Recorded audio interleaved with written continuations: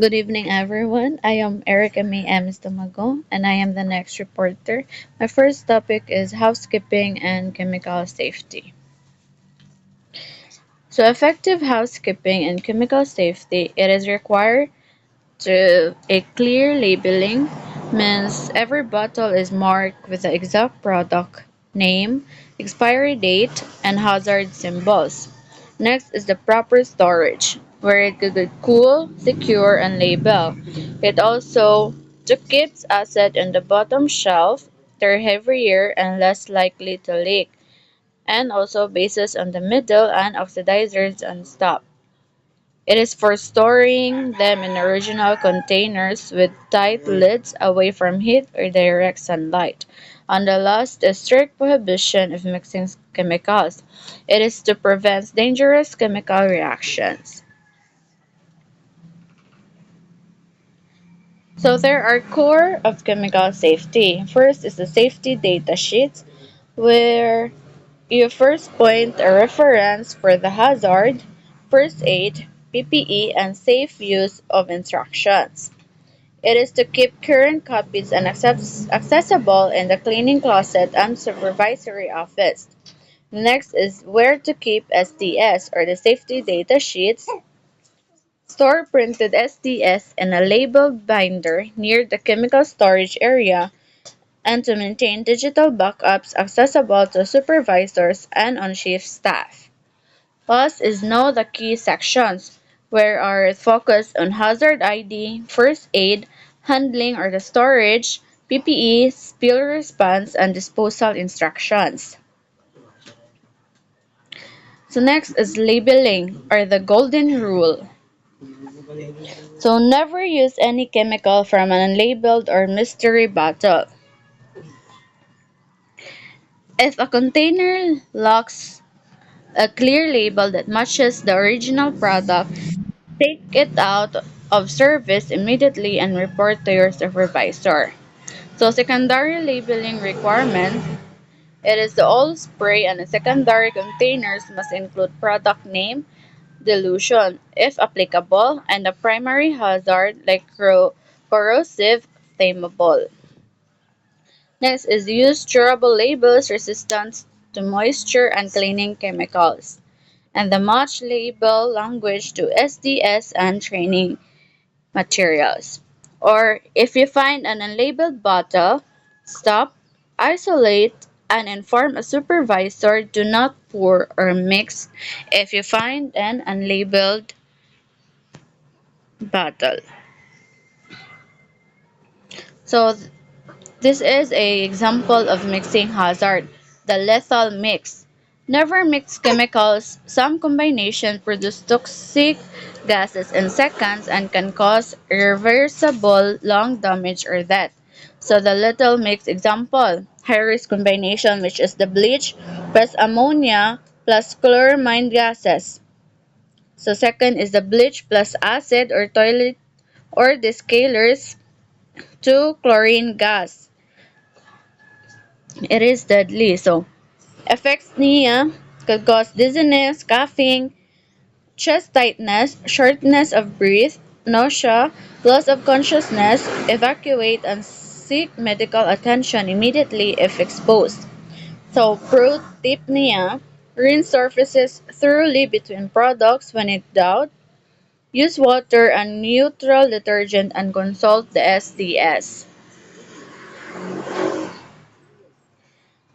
So I have here the correct dilution and safe storage example.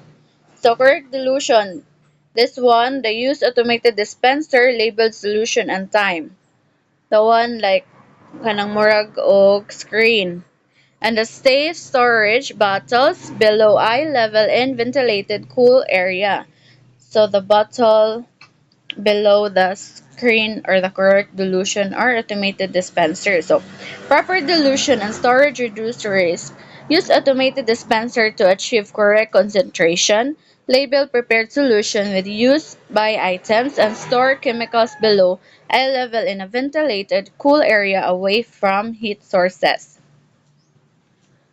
So, storage standards. First is placement.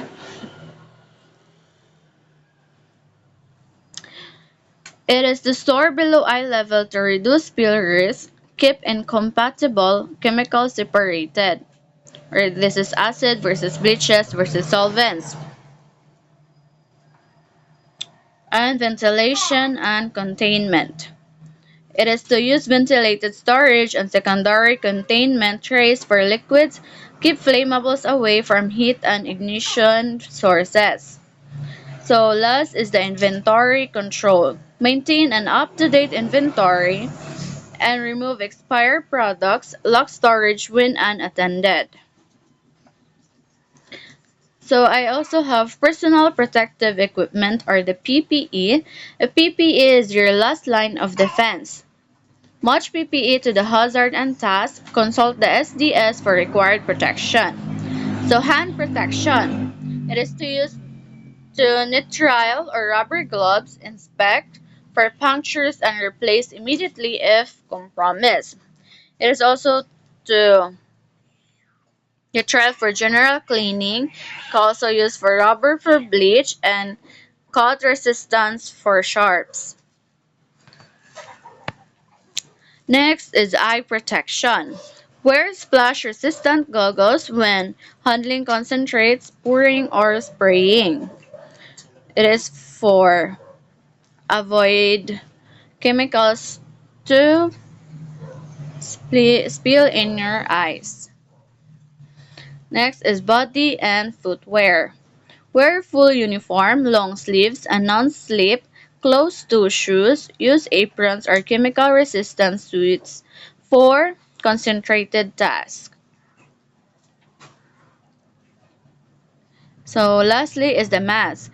Use masks or respirators only when required by the SDS or when ventilation is insufficient. Follow fit and filter guidance. So spill response and first aid. First is to secure the area. It is to evacuate others, ventilate, and don't appropriate PPE before approaching a spill. Next is contain and clear. Contain and clean. So it is to use absorbents and neutralizers as specified in the SDS. Avoid mixing cleanup agents. Lastly is the report and restock.